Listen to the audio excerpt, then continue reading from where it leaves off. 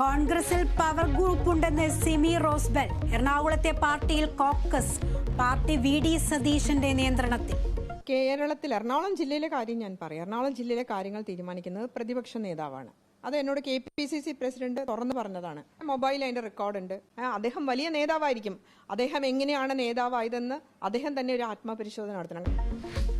Merit ഉണ്ടായിട്ടും താൻ തഴയപ്പെട്ടു. ആരും അറിയാത്ത TJ വിനോദിന് സീറ്റ് നൽകിയെന്നും സിമി റോസ്ബെൽ. വെളിപ്പെടുത്തൽ കേരള വിഷൻ ന്യൂസിനോട്.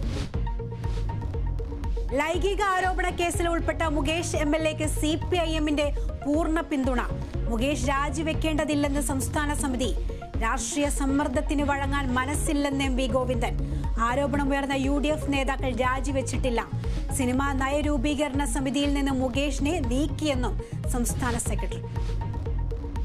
EP ജയരാജനെ LDF കൺവീനർ സ്ഥാനത്ത് നീക്കി.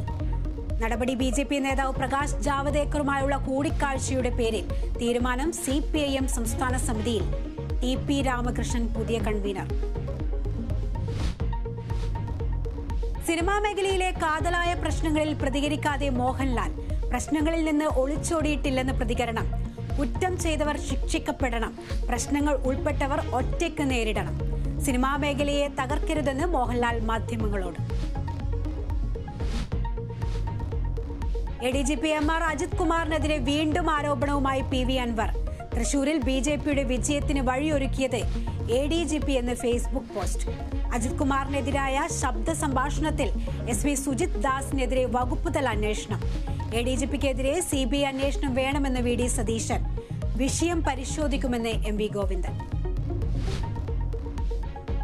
ഹരിയാന നിയമസഭാ തെരഞ്ഞെടുപ്പ് തീയതിയിൽ മാറ്റം. ഒക്ടോബർ 1 നിന്ന് 5 മാറ്റിയതായി തെരഞ്ഞെടുപ്പ് കമ്മീഷൻ.